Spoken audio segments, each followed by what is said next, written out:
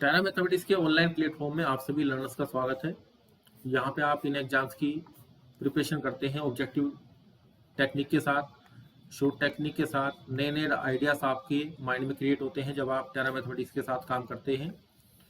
और जो आपकी टाइमिंग की प्रॉब्लम है वो आपकी सोल्व आउट कराई जाती है टेस्ट सीरीज के थ्रू, लेक्चर कोर्स के थ्रू। आप किसी भी क्वेरी के लिए इस नंबर पर कॉन्टेक्ट या व्हाट्सअप कर सकते हैं डेमो के लिए।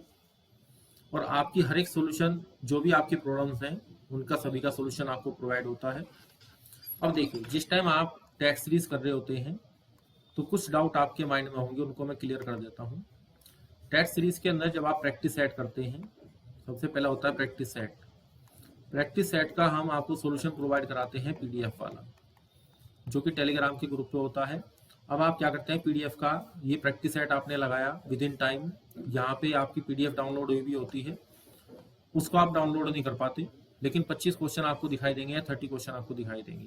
अब आप 25 मिनट में 25 क्वेश्चन करेंगे विद टाइम लिमिट। ये चीज़ हमेशा ध्यान रखनी है कि जितने भी क्वेश्चन किसी किताब से आपको करने हैं, कहीं से भी करने हैं, विद इन टाइम लिमिट करने हैं। दूसरी बात यह कि जो बुक आप पढ़ रहे हैं उसका लेवल टीजीटी के या पीजीटी के इक्विवेलेंट होना चाहिए, उससे ज़्यादा नहीं होना चाहिए।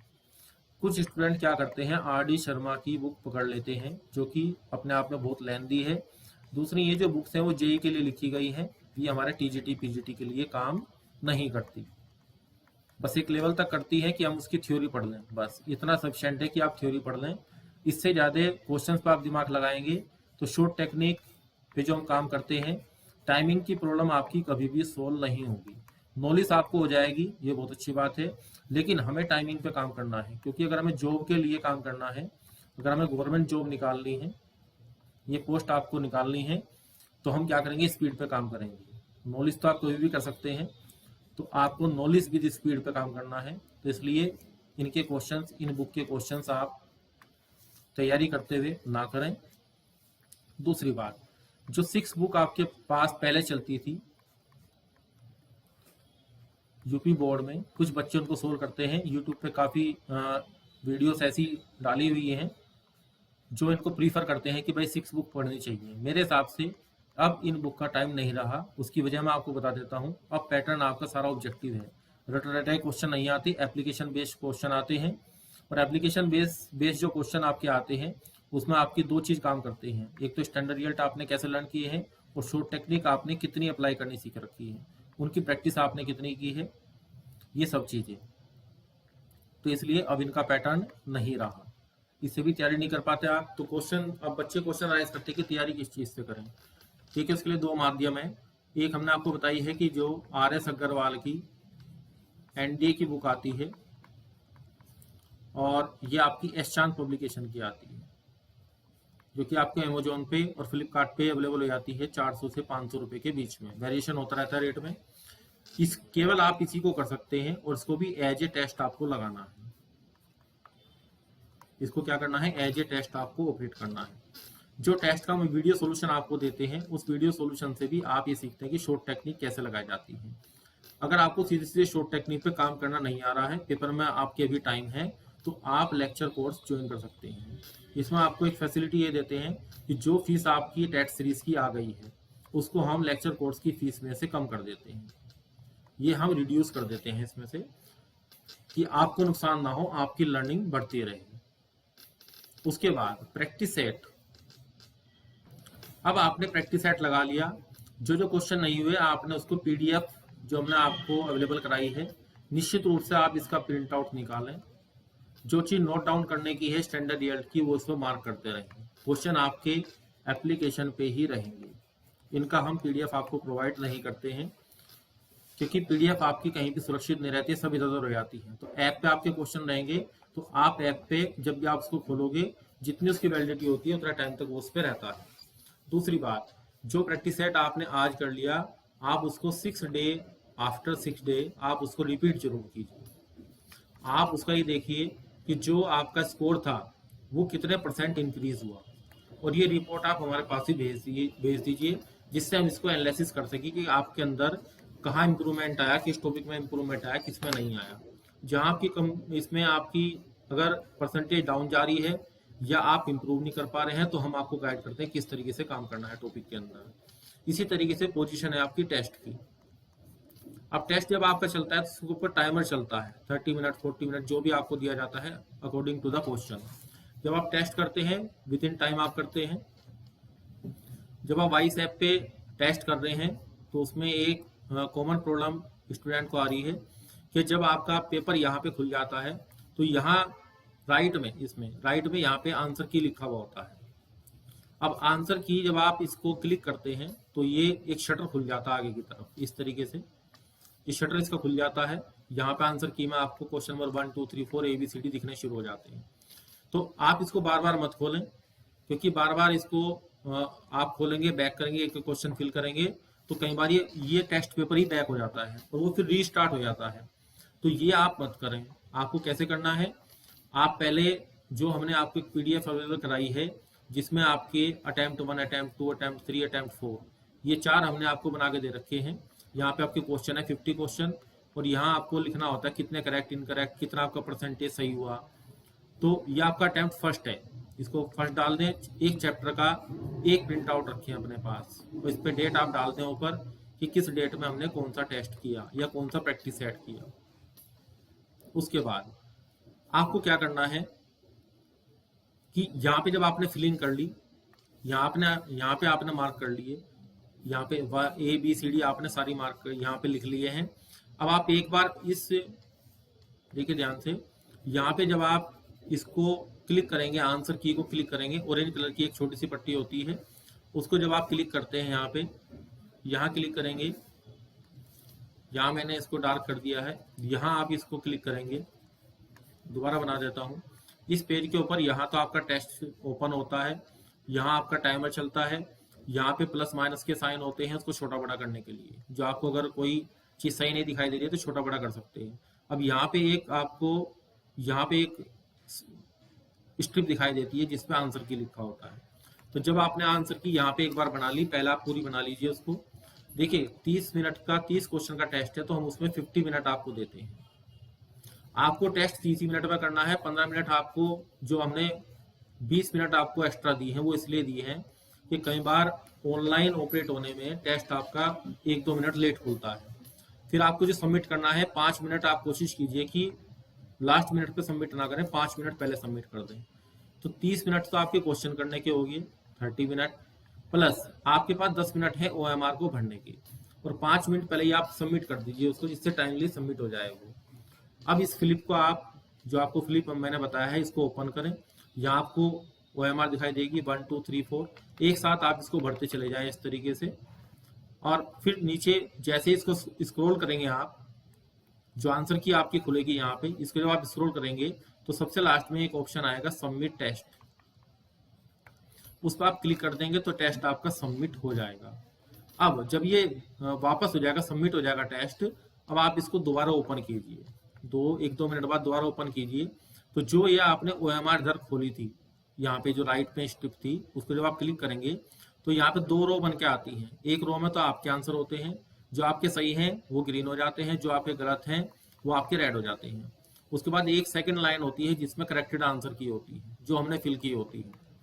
उसके बाद तीसरी रो होती है जिसमें आपको बताया जाता है कि कितने % बच्चों ने, 50% बच्चों ने ये क्वेश्चन किया, 75 ने किया। तो उससे पता लग जाता है कि आपने वो क्वेश्चन सही करा, गलत करा, और कितने % बच्चों ने वो सही करा। और यहाँ ऊपर आपका स्कोर लिखा होता है, इतने आपके करेक्ट हैं, इतने आपके रॉन्ग हैं, टोटल नंबर क्वेश्चन ऑफ ये। तो ये आपका टेस्ट और प्रैक्टिस सेट को करने का तरीका हुआ। प्रैक्टिस सेट आपका किस में खुलता है, डिस्कशन में खुलता है, वहां पे PDF होती है, PDF ओपन हो जाती है, आप किसी भी टाइम कर सकते हैं। टाइम आपको खुद लगाना है, इसमें एक चीज ध्यान रखनी है, टाइम लिमिट आपको खुद लगानी है, बस इस चीज का ध्यान रखें। अब टेस्ट के जो सोल्यूशन होते हैं 2 तरीके से दिए जाते हैं। PDF सोल्यूशन देते हैं, वो आपका टेलीग्राम ग्रुप पे होता है, ऐप पे भी होता है, ऐप से डाउनलोड नहीं होता, लेकिन PDF आपकी टेलीग्राम पे पड़ी हुई है सोल्यूशन की, वहां से आप इसका प्रिंट ले लें।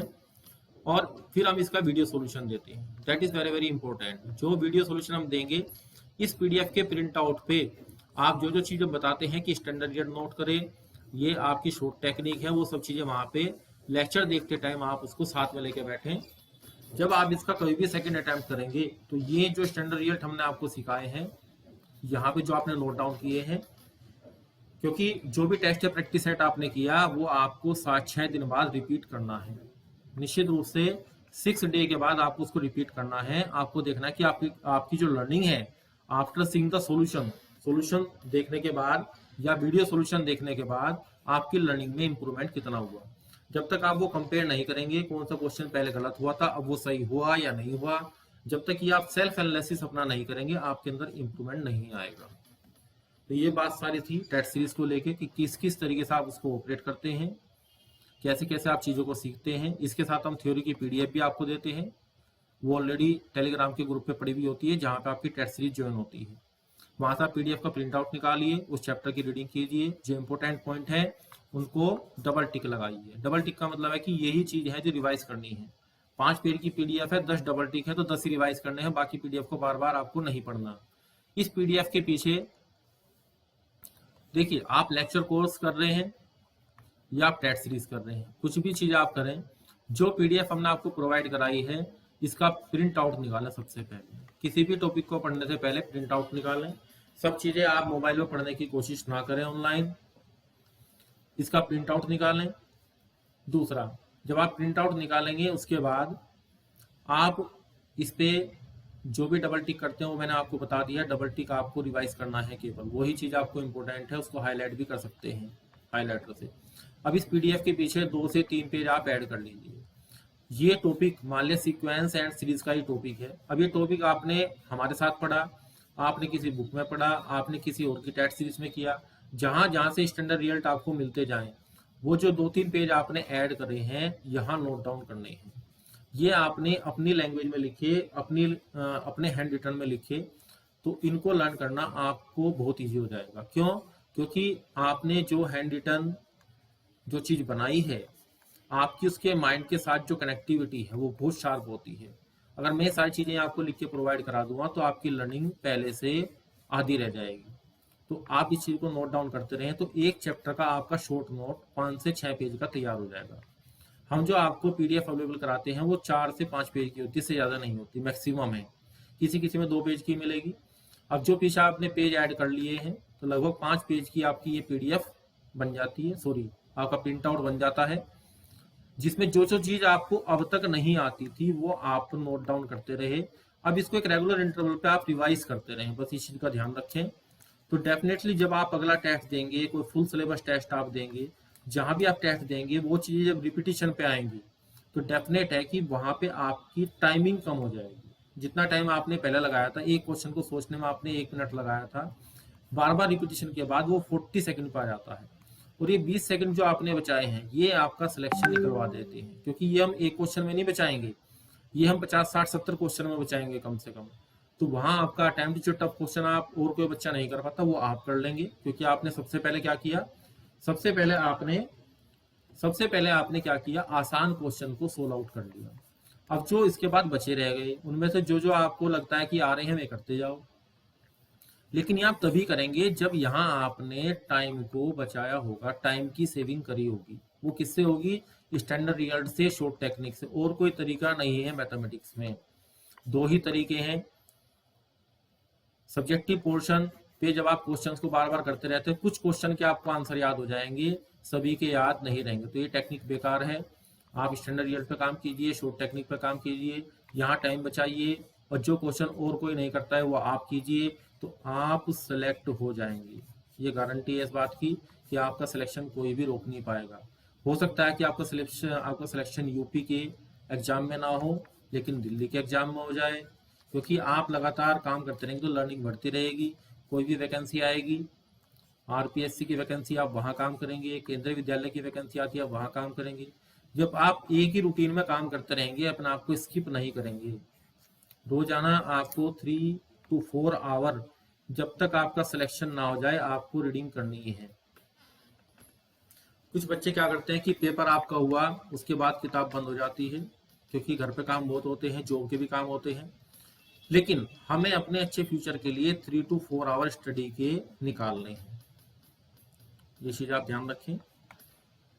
तो यही सब चीजें थी जो मैंने आपको बताई, जहां जहां आपकी कमी, आप जब टेट सीरीज कर रहे हैं, लेक्चर कोर्स कर रहे हैं, तो ये छोटी छोटी कमियां सामने दिखाई देती हैं जो कैंडिडेट फोन पे बताते हैं, तो इसलिए मैंने इसको इंट्रोड्यूस कर दिया।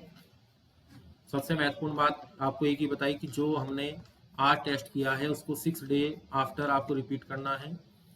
जो प्रिंट आउट हमने आपको दिया है एक, जिसमें आपके 4 कॉलम बने हुए हैं।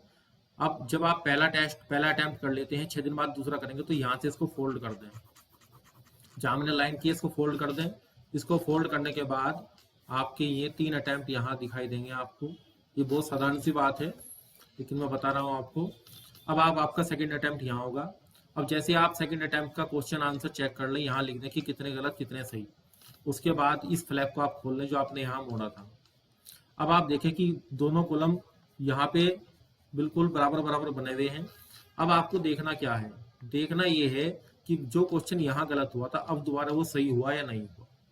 अगर यहाँ भी कोई प्रॉब्लम आपको ज़्यादा आ रही है, जब तक आपका स्कोर 80 से 80 to 85% से ज़्यादा आना चाहिए, जब तक ये 80-85% से ऊपर नहीं आता तब तक आप अपना अटैम्प्ट नहीं छोड़ेंगे। फर्स्ट अटैम्प्ट तो करना ही है, सेकंड भी करना है, नेसेसरी है।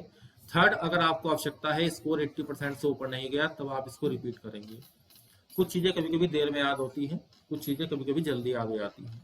वो डिपेंड करता है कि हमारी एक्टिविटी माइंड की उस टाइम क्या चल रही है, अंडर प्रेशर है या फ्रीली काम कर रहे हैं, बहुत सारी चीज़ें काम करती हैं इसमें।